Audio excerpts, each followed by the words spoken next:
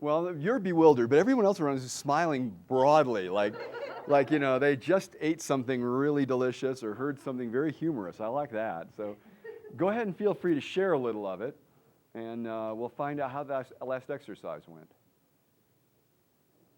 Remember, it was really short. You actually probably didn't actually get that much of what the person was saying. And what did you discover? What did we? We'll get back to you. We discovered we could do the exercise. You've discovered you could do the exercise. Yeah. But perhaps I would say for myself maybe 70%, and then there was a little confusion about some parts. Like we were having a discussion about if It would be thing, would it not? we were wondering whether it could be to push up your position or thing. Give me the sentence as opposed to it. It's a great chance to be here to read more. It's a great chance to be here. To read more. Yeah. So it's a thing. No. It's a perceptual position. It's instead of saying, I'm enjoying this great chance to be here, which would be associated, he's saying it's a great chance to be here. Yeah, but, okay. How about great chance? I mean, great chance, is that not a thing? Because it's a normalization? Yes, it is. A great chance is a normalization. Yes, so you're hearing the person treating a chance as if it's an object. Yeah, good. You heard that. Yes, well, yeah, it's a chance, a possibility. Yeah. And it's toward.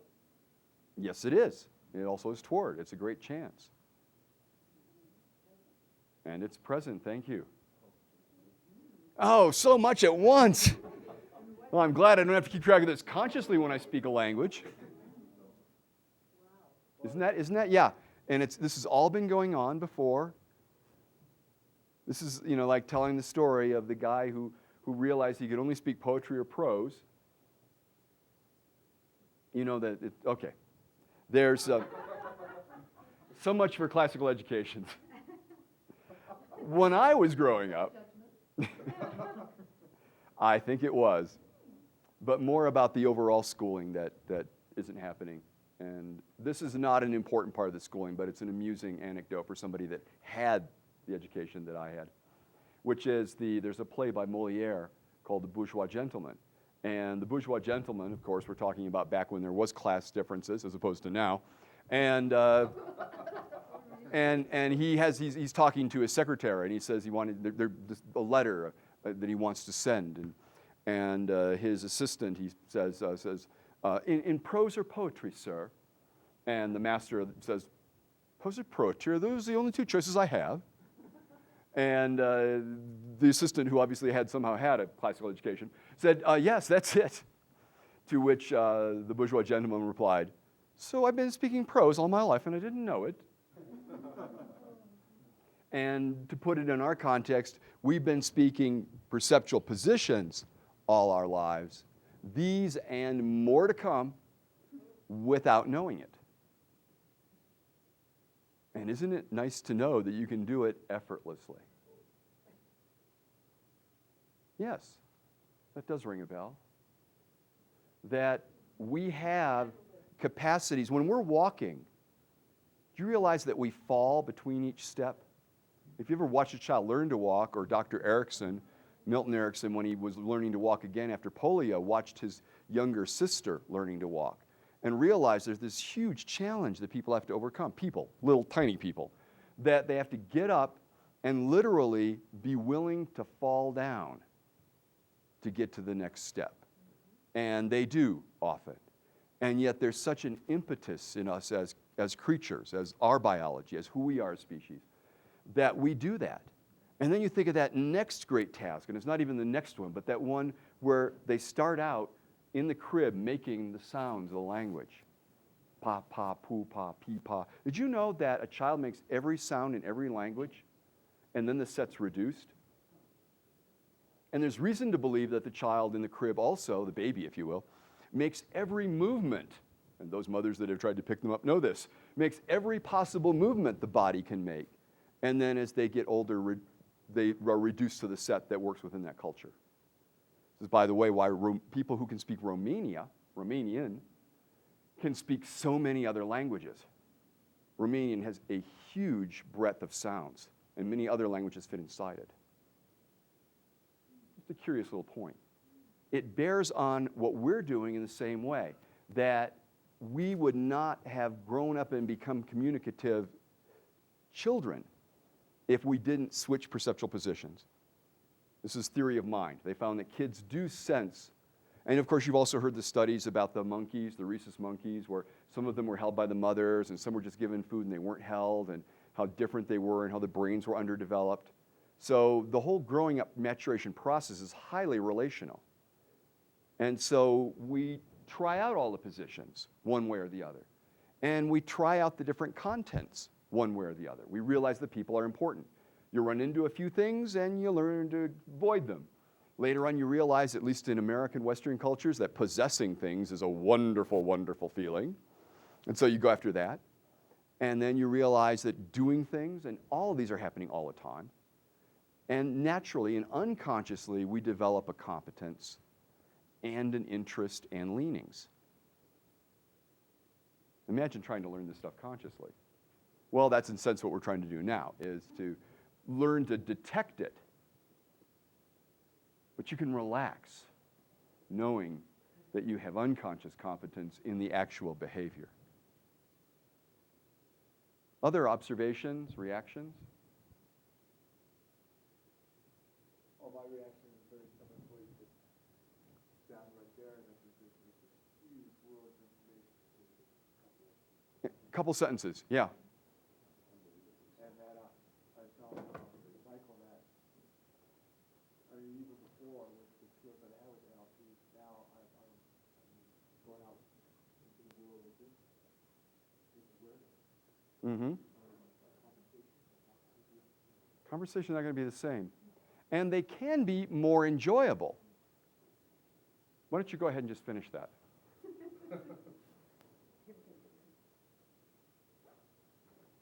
Okay. That's fine. No, that's fine. It has to do with how auditory you are. I happen to know the mic's picking that sort of stuff up. And people who think they're being quiet, very often they have a sufficient amount of internal dialogue, they don't realize how noisy they actually are. One of those things. Just like people that are more auditory don't, the visual, and so anyway, it's a whole different seminar. Richard Bandler said of meta programs, they are the high comedy of NLP. And the time that I was studying with Richard on this particular topic was in an advanced seminar called Building and Maintaining Generalizations, which I personally think is one of the high watermarks or one of the high mountains of NLP, that Richard began to describe how we build and maintain generalizations and how the meta-programs are utilized and the submodalities and the states and so forth. And we're doing exercises, and we're talking about, and they were using the idea of one of the meta-programs being counter-exampling, mismatching, if you will. If you match, if you mismatch, and so forth. And we're doing the exercises, and I'm in the explorer seat, and Richard's walking by behind, and the people are looking at what they've, just like the exercise we just did, and looking at what's written down, and they look up at me and they say, "So you counterexample?" And I go, "No, I don't." And they look down at their papers and start to recheck what they'd written, and behind them, Richard's walking by going, and I bring that up because you can begin to be amused and enjoy that you do have patterns you can rely on, that you do interact in the world a certain way. And if you do take authority to yourself and it's what you think is important, and you also have the part of you that wants to develop more connection with other people and appreciate what they're about, then when you find yourself doing that, you can kind of just be humorous about it and go, "Yeah, I'm the big guy here," and it's like, in humor, it's called self-deprecating humor, a kind of sense of being able to realize that, yeah, I have tendencies in that direction, but actually I want more than that. One of my colleagues who talks about the train of thought and action, and I began with the train of thought of action, says that in his mind, the person that wins is the person that has the most cars on their train. And his idea there was like each car could be considered a set of meta-program distinctions. that as you elaborate and learn to do more and more, you're actually learning skills. Going back to Richard again, is that he would go and model not only excellence, he'd model how people terrified themselves and made terrible problems for themselves and became disoriented. And he says, I want it all. And people go, why? And he says, because if you get to the level of process, having an object coming at you at rapid speed, it all depends on what's coming at you, right? The people who make themselves phobic, they have something like a snake coming at them. But what if you had something really delightful and wonderful, irresistibly coming at you? It's a whole different thing, and that goes from the content to the process. And we're in that middle ground because, in a sense, these are processes. They're distinctions, but they're also distinctions of content. So we're working between those two with this, realizing that we can make much richer maps when we utilize these different distinctions. Now, I've indicated to you there's a lot more meta-programs. And you will be looking at different sets, but there's so many distinctions that I'm thinking that an organizing principle is useful. Now, when I hand out Leslie's sheet, you'll see she had organizing principles like functions and sorting styles, and you may have heard these from other trainings, the sorting styles that people use. And the Roger Bailey Ross Stewart work that Shelley Rose Charvet brought forward, she picked hers based on a certain business application, which in a sense elaborated into other applications because things can have other applications than the one you intended. You go, wow, it works here and it works here and it works here. And the thing is that that work is out there. So I want to remind us that the exercise we just did is like almost all the other exercises in NLP. All we did is activate the neurology. It didn't really deepen it in that attractor sense to a skill. It just let you know there's an awareness now. And some of you, that awareness, that moment was such an epiphany, was wow, that you remember it and you're going to get curious about it. You might listen to political speeches differently. You might want to turn on talk radio, whatever one you like, and even something that's NPR, like the news, supposedly the news, and listen for the languaging the person uses. Because you can begin to listen for that now. The thing is, you want to engage in those practices. Elsewise, this is a very interesting thing to find out, and there's lots of interesting things to find out in the world. And so what I want to do next is to give you an organizing principle that's different than the ones that are out there, so you'll have yet another perspective on this material to allow you to deepen and use it. I do suggest you go out and seek the sources I've mentioned earlier. So here's another way to do it, is that each of us is operating strategies in any given context. So we had talk about a context here, and the strategies we note from the levels is a level of functioning that both draws on the behavior in an environment and draws on the values and beliefs that the person has. So in that way, I consider it pretty effective, especially for application. If you're doing counseling or consulting, somebody might consult you about decision making. They might want to make better decisions. They might be wanting to make a specific decision that they brought to you and they're uncertain about. And looking at the meta programs and how they relate to strategies, I found that certain strategies, certain meta programs show up more often. That is, you're going to foreground certain meta programs in a certain strategy more than in another strategy. Go back to where we started here, when we started to take Ron's sentence apart, and you went, wow, all of this is going on. There's a sense in which all the meta programs are going on all the time. They're just more foregrounded than backgrounded. Furthermore, you're more likely to notice one of them when it's not working than when it is. For example, if when you walk by a chocolate shop, you find yourself inside, your toward motivation strategy is working fine. Maybe you actually need a procrastination strategy. Have you seen the Gary Larson cartoon where the woman is outside the chocolate shop and she's hanging onto the lamppost and being dragged in? It's like, then it's foregrounded. And if you're sorting by self and who's the authority, you're not going to have any trouble going I. I think we should do this, until somebody else rubs up against you and says, well, who made you king? We only find out about these things by difference. And noticing there were differences between the different strategies. Now, what is our idea of a strategy? We're going to go into much more depth than this in the next section on advanced strategies, and I want to give a taste now so you can do this well. NLP has the idea that we utilize a model based on the structure of a neuron called a TOTE. Test, operate, test, exit. The idea is that there is some incompleteness. For example, you want lunch, and you have a desire for lunch, and you realize that lunch is not in front of you. So you've tested for that, and then you go to an operation, a set of sequences. Remember strategy, set of sequences. A set of behaviors in which you go, okay, how am I going to get lunch? What do I want for lunch? Where is there lunch? And then you come up and go, do I have lunch yet? No. And so you run a set of sequences. Looking at a menu is an example of this, where you look and go, okay, do I want the chicken sandwich for lunch? So you're going, I'm hungry for a certain thing. I don't know quite what it is. I look at the chicken sandwich. I mentally taste the chicken sandwich. I look at it, and then I go, is that what I want?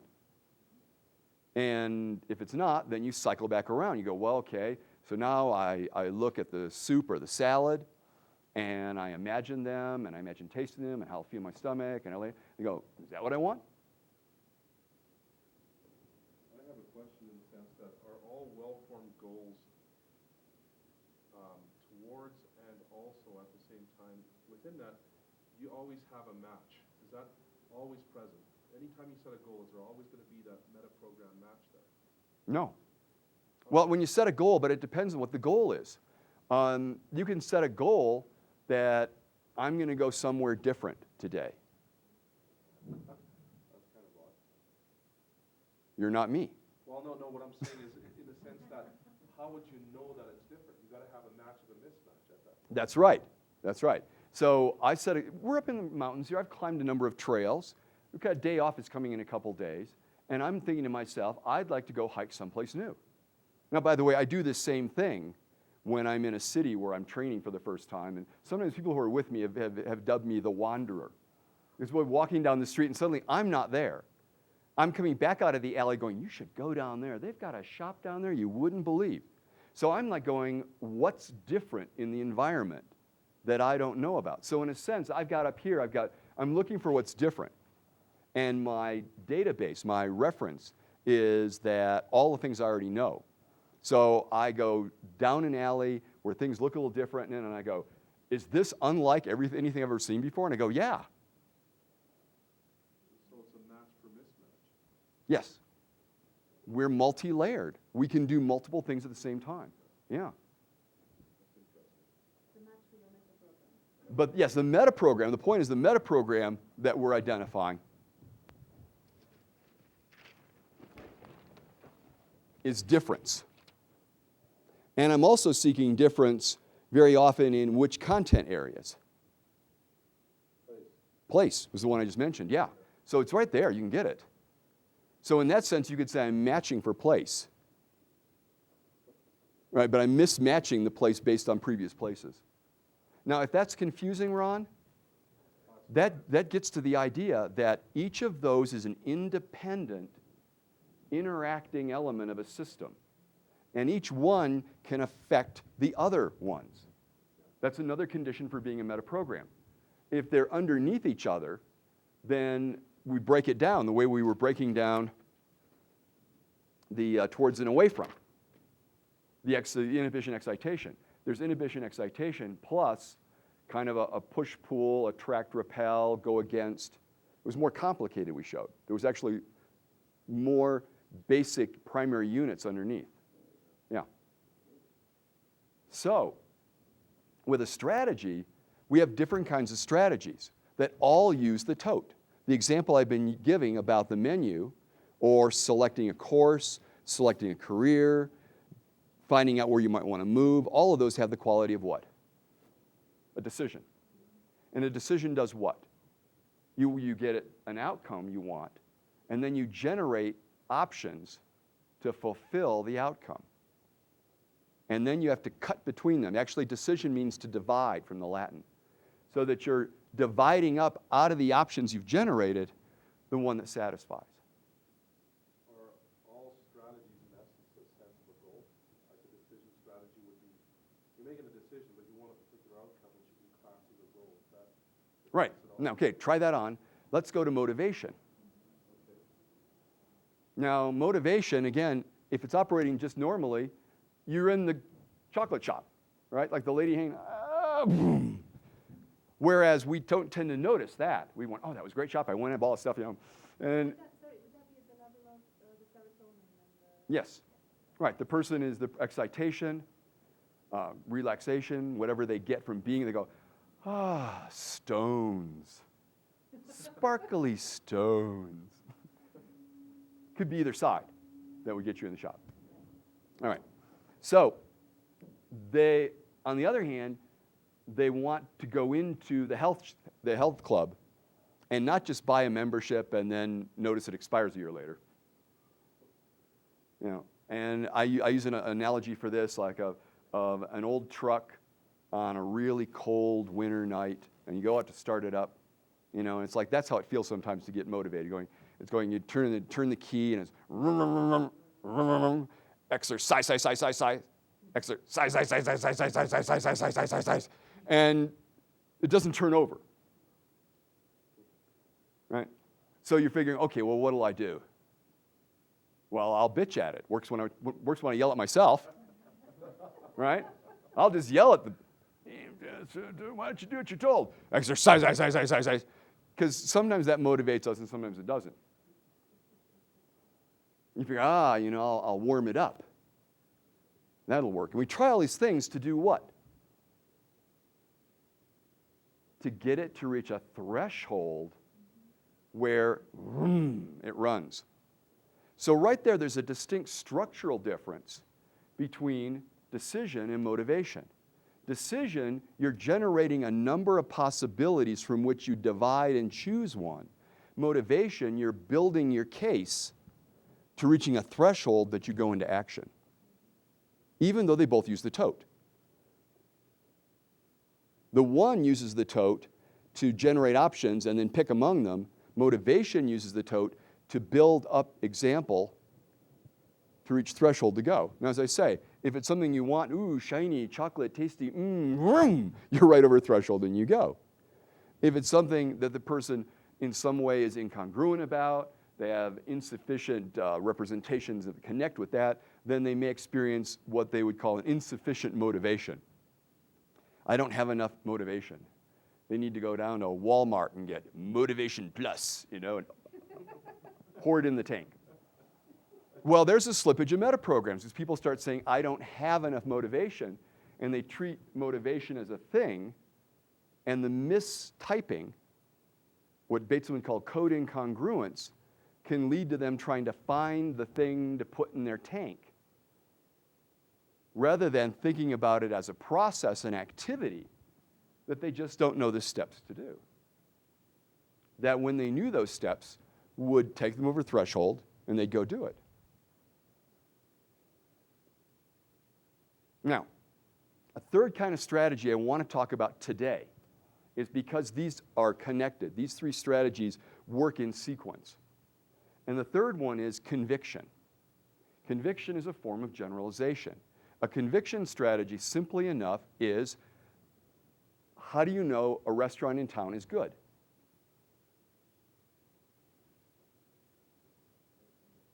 Tried it out. How many times did you need to go there to know it was good? Once? I'm going to ask somebody else. And it could be once. We'll go into the details of that. But typically, we make a decision, but then it becomes a conviction. We have a number of repetitions. Instead of deciding what on the menu we want or deciding which restaurant to go, we go back to the restaurant, back to the restaurant, back to the restaurant, back to the restaurant. And at a certain point, we go, this is a good place. We built a conviction based on repetition. Other ways it happens, I ask, are your friends trustworthy? Some, right. So she's got convictions. And if you met somebody just the other day in this training, do you know they're trustworthy? No. And her answer might be, haven't known them long enough. Don't have enough examples. Don't have enough interaction. So don't have enough to build a conviction. On the other hand, we become convinced about certain people. Do not tell that person your secrets unless you want them all over town. Build convictions the other way. Convictions are a kind of belief built up from actual experience. So we build up a conviction that exercise works, and so we decide to exercise. We're motivated to go exercise. You can say these interact with each other. We decide to exercise, and we're motivated to try it a few times, and we don't lose weight, so we're convinced that exercise doesn't work. So these different strategies interact with each other. Now, these are based on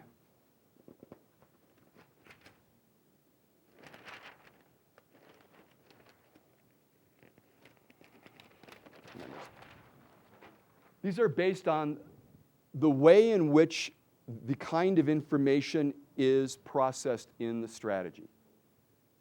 So there are 7 kinds of strategies. That's it. That makes things very simple. Doesn't it? How do I know? I know, it slipped out. Decision, motivation, conviction, memory, creativity, learning, reality strategies.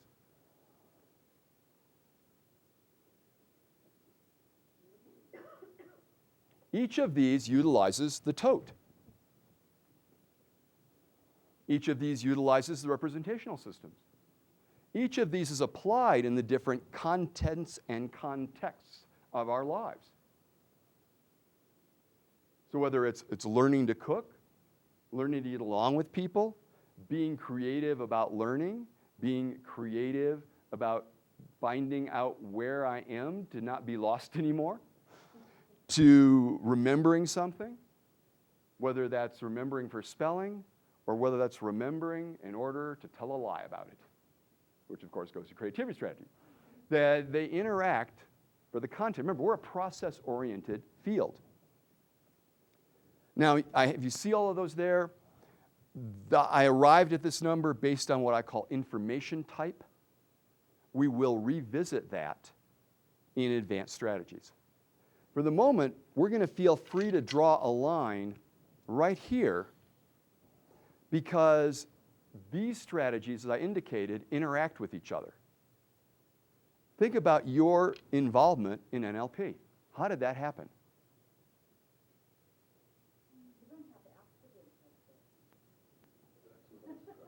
I don't have accident up there? You mean the effects of randomness? Accidentally, right. I'll take that under advisement.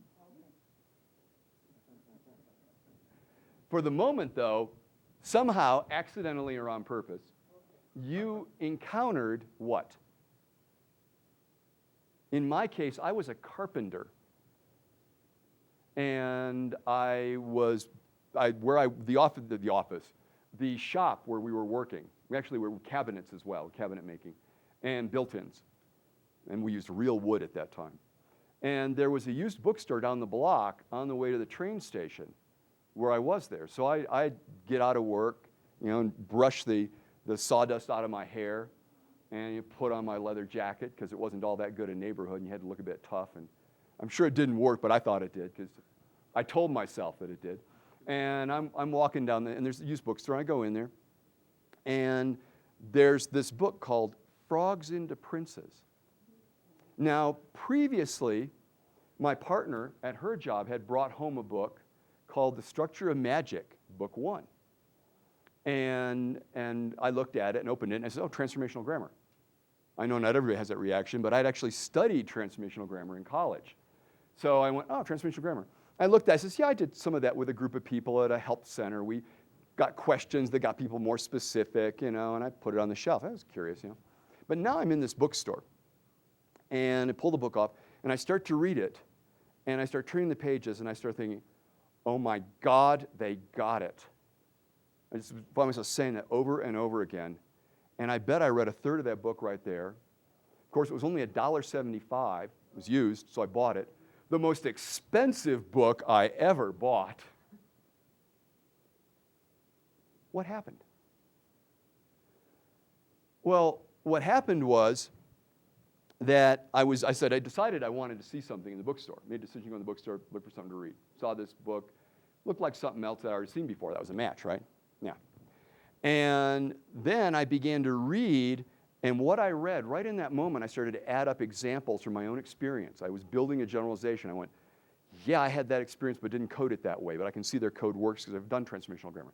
Yes, that's a coding. I went, yes, that's a coding. And right in that moment, bang, I ran my convincer strategy. And I was not only motivated to buy the book, I was motivated to call for training.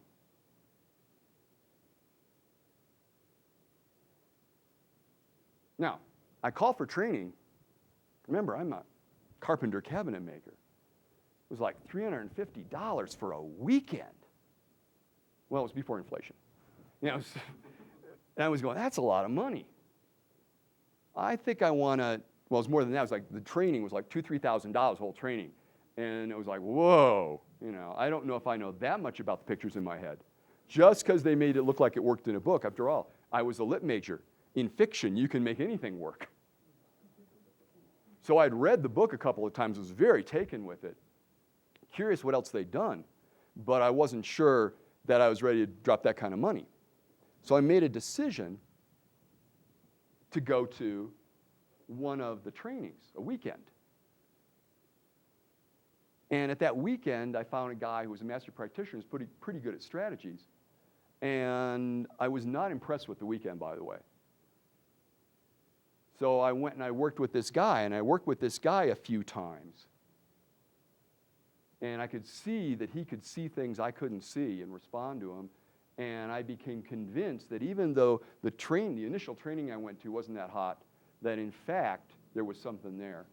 And I was motivated to go find more people like him. Jim Armstrong, in case you want to know. I don't know where you are, Jim, but I know you're doing good work. Now, in a second world culture, and I overgeneralize, in a second world culture, people spend more time outside. And they might get together, and I'm in a transitional neighborhood now. We have some of these people standing around outside in the evening. They're going, hey, how you doing? Yeah, what's going on? And they kind of get themselves kind of worked up. And then they go, hey, what shall we do? So they do a different sequence than I'm doing. They do motivation first. Hey, let's knock over that convenience store. Or let's go play soccer in the park. Or Richard Bandler, when he talked about his strategy, he says he gets motivated first and then says, what am I going to discover today that no one's ever discovered before? And then he goes to decision.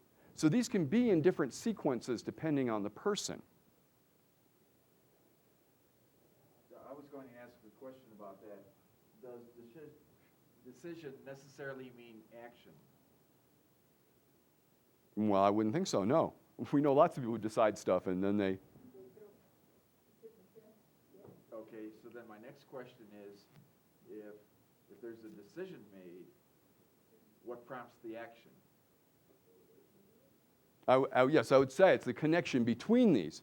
Say the person makes a decision and they're convinced that if they don't act, they won't get what they want or they'll lose out. Okay. Because of previous experience. Conviction, remember, number of examples, amount of time. Or, as was suggested, they make a decision and then they figure out a way to motivate themselves.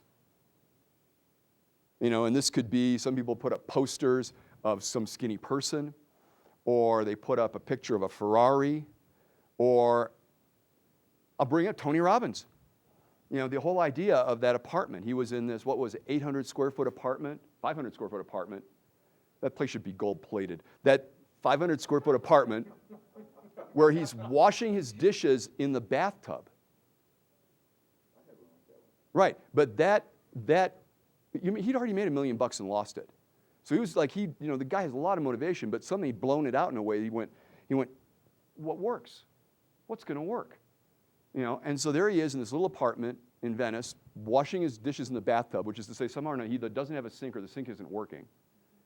And we're looking at what we call an away from strategy. We're looking at kind of situation where, and I would say in his case, definitely not only low serotonin, but not enough dopamine, norepinephrine for this guy if you've ever seen him on stage, right?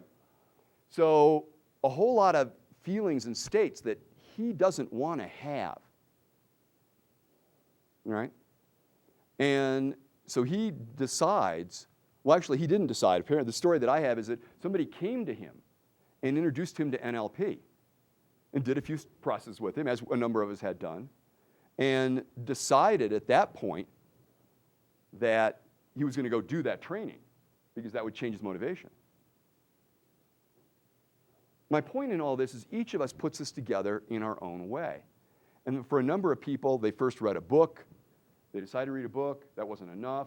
Then they maybe saw a therapist or saw a counselor, saw a training, watched a video, got enough examples that they decided to take a training. Or got an example like I got and kicked right into motivation. Or were motivated to do something in their lives and were trying to find out what it would be and had an experience to convince them to decide to take the training. In other words, you can do these all different orders. We're in advanced strategies right now. This is setting the groundwork for that the meta programs that are more foregrounded when you make a decision are different than the ones that are foregrounded for when you want to motivate yourself or do something with your motivation. And conviction likewise. What happens in the case where you'll find meta programs that are more suited for, let's say, for example, motivation, but you'll find them, say, for example, within a decision? Well, as I say, here's what I'm getting at, Ron. They're all operating all the time. There are different ways to slice and dice this for application. And as I said, the Roger Bailey, Ross Stewart, Shelley Rose orientation is work setting, which they're now applying to other settings. And Leslie Cameron Bandler, her people, it was everything. Robert Dilts now has a highly reduced list that's for consulting. And I've noticed a number of my colleagues and friends who do executive business consulting are trying to find a very short list. Because these people go, look, I only want the essence. I only want the difference that'll make a difference. On the other hand, if you're a modeler, you want to be sure you don't restrict your set too soon because you don't know what it is you're going to model. But I'm guessing whatever you model, it's going to have decision processes, motivation processes, and conviction processes. And therefore, it might behoove you to at least have these foregrounded and have some practice with these. And that's what we're going to do when we get back together. Thanks.